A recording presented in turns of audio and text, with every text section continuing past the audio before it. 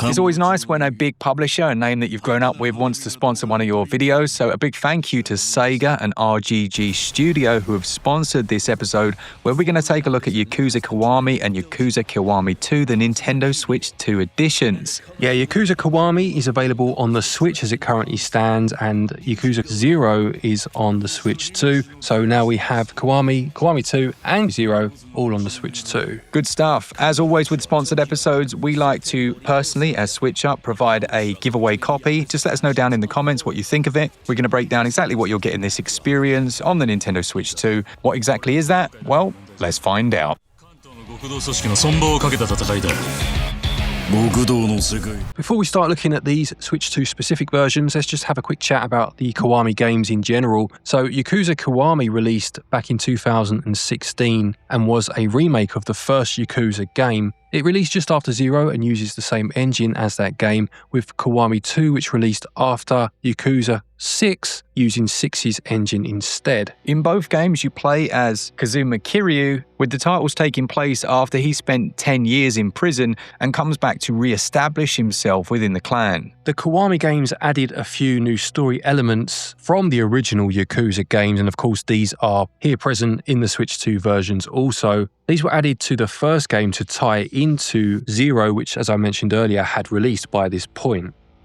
Let's start with the gameplay of Yakuza Kiwami 1 then, which, as you may have known already, was out on the Nintendo Switch, and we have a full review of it actually on the channel. Gameplay-wise, you have 4 different fighting styles that can be switched on the fly, and these allow you to tackle different types of enemies. For example, early on there's a fight where the character's very quick indeed, so you switch over to the rush style and can actually take him down, or at least whittle his stamina down to a point where you can perform one of your special moves. These are usually activated by grabbing a player, and you can see in the corner, these are called heat actions. Kiryu will perform a special move that ties to whatever your proximity is to an item in the world. Now that sounds complex. What I'm saying is if you are right by the wall, you're going to grab that character's head and introduce it to the concrete. Absolutely, yeah. Outside of combat, these are third-person action games with almost an RPG element to them in terms of the fact that you can increase the stats of your character, and this is handled by a skill tree. Yeah, that skill tree within the first is like a large radial menu almost, with the skills reflected upon it. Kiwami 1 introduced a few new mechanics and the idea of Majima and the Majima fights that take place all over the city, which was known as Majima everywhere. It's absolutely bonkers, but that's how you improve your dragon skills. There are other assorted mini-games, some shops that you can enter, and various side missions. Now, it's probably good to say that this was my entry into the series, and I feel, in hindsight, that it was a really good one. So if you're wondering, look, the series is so vast, is this a place that I can pick it up? The answer is yeah. Let's look at performance now then for Yakuza Kiwami. As Mark mentioned, it did release on the Switch last year, but this Switch 2 version has enhanced visuals over that version, and as you can see by the footage on the screen at the moment, a frame rate that for the vast majority of the time is hitting 60 frames per second. Yeah, this earlier engine certainly benefited from that very high frame rate. It's very smooth to play, low input latency, which is in line with other versions. If you do own the Switch 1 version, like I do, then you get the Switch 2 edition at a discounted price.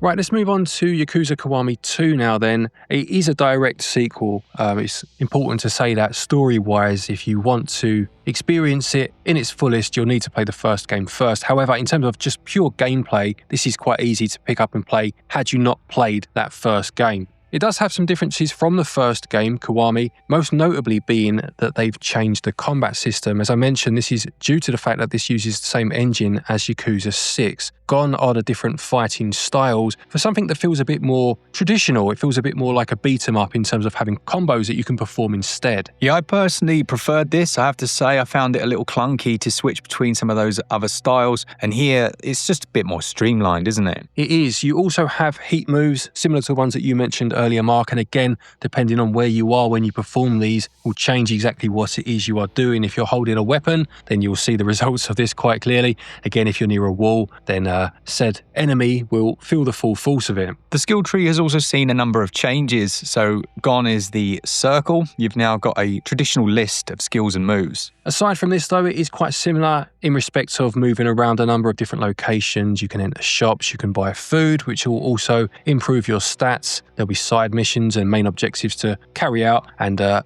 map that you can keep abreast of exactly where you're going as you make your way to each of these objectives. The change to the engine makes a big difference to some of the gameplay elements. Now, Glenn mentioned that you can walk around that fictional district, and those fights are filled with different objects within the world that you can bump into. There seems to be some heavy use of havoc physics. So in one, I think Glenn was fighting and he threw someone into a bike, and then that bike went flailing across the scene. In another, there's like a flower pot that gets knocked over and the contents of it are just spilled over the ground. It's quite clever. There's a clear improvement in things like lighting as well. You can really notice this in close-ups of characters on their face. Skin looks vastly improved, lighting in puddles, even things as crazy as it may sound, like menu signs outside shops, really have a clarity to them that wasn't evident in the first game. One big change when it comes to visuals and performance is the performance. Now, the first we know ran at 60 frames per second, and we've already mentioned the change of engine. That did bring about a much more taxing experience, which means that this actually runs at 30 frames per second locked. However, there are moments in certain cutscenes where the frame rate is uncapped and it will go up to 60. I don't know whether this engine uses ray tracing, but it really does have very good reflections. But not only that, its fabric physics are great. So when you're moving through that town, sometimes you'll see like banners and pieces of material just flapping in the breeze. It looks, I was playing the first game on my screen and Glenn was playing the second behind me. And that stark contrast between the two really goes to show, I guess, why they moved to a new engine. When it comes to value, if you want to buy the double pack, which includes Kiwami and Kiwami 2 in one bundle, that's £44.99 or your regional equivalent. If you want to buy them separately, you can do that. They're £24.99 each, but I did mention at the start, if you own Kiwami already on Switch 1, then you can get the upgrade at a discounted price. And there are links down in the description that will give you all the information that you need.